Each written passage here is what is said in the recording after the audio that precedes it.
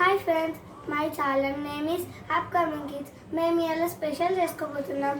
మేము ఇవాళ గులాబ్ జామ్ చేసుకోబోతున్నాం. ఒక గిన్నెలో పాలు వేసుకొని ఇంకో పిండి ఇట్లా కలుపుకొని మిక్సీ అని చేయాలి. ఇలా చేసుకొని రౌండ్ చేయాలి.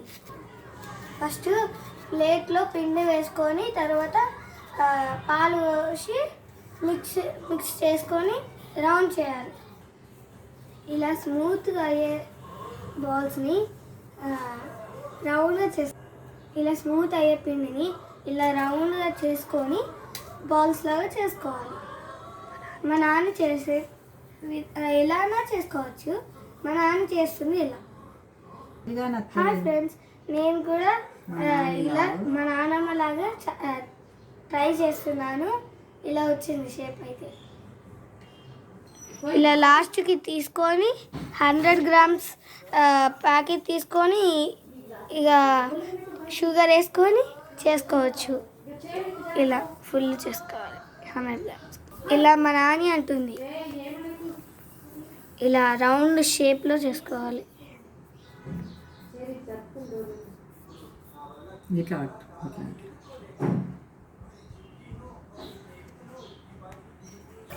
ఇలా ఫస్ట్ పెద్ద చేసుకొని చిన్న చేసుకోవచ్చు. ఇలా అంత పెద్దగా ఏం అవసరం లేదు. ఇలా చిన్నగా కొద్దిగా మీడియం సైజ్.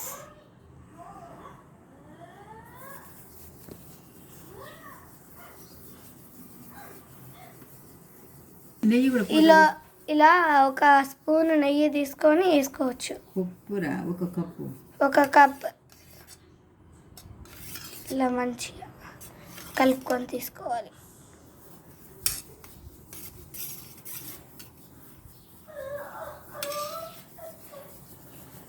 ఇలా రెడీ చేసుకొని ఇది ఒక బగోన్లో వేసుకొని ఇవి కడాయిలో వేసుకొని చేయాలి.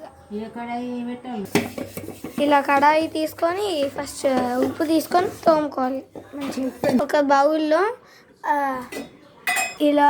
బౌల్లో గులాబ్ జామ్ తీసుకున్నాక ఫ్రై చేసుకోవాలి. ఇది నెయ్యి అన్న చేసుకోవచ్చు, లేక ఆయిల్ కూడా చేసుకోవచ్చు. ఇలా ఒక బౌల్లో షుగర్ వేసుకోవాలి. వాటర్ పోసి షుగర్ వేసుకోవాలి. మరో బౌల్లో నెయ్యి లేదా ఆయిల్ వేసుకోవాలి. ఎందుకంటే డీప్ ఫ్రై చేసుకోవాలి కాబట్టి.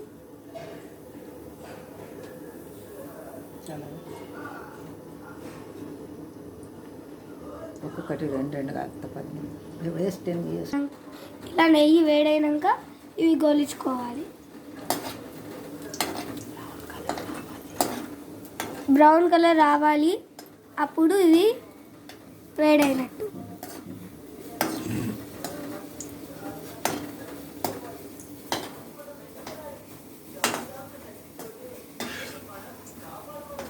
కండకు పోగు అట్టుగా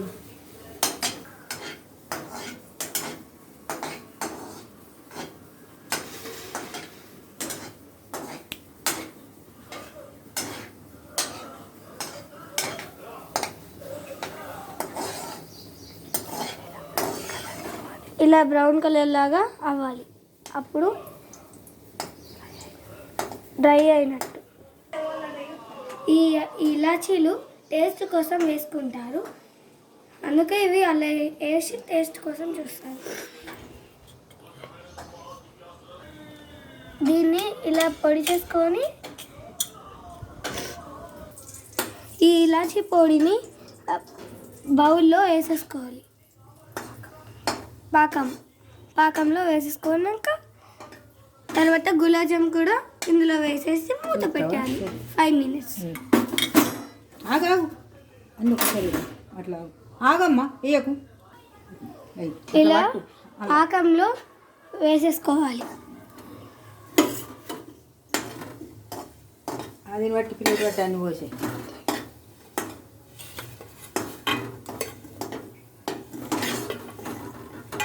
ఇలా వేసేసుకున్నాక 5 మినిట్స్ మూత పెట్టేసి ఉంచాలి. గులాబ్ జామ్ రెడీ. గులాబ్ జామ్ రెడీ. ఇది చూడు నాని, ఇది గులాబ్ జామ్. నానియా మజాకా. నాని టేస్టీగా ఉంది.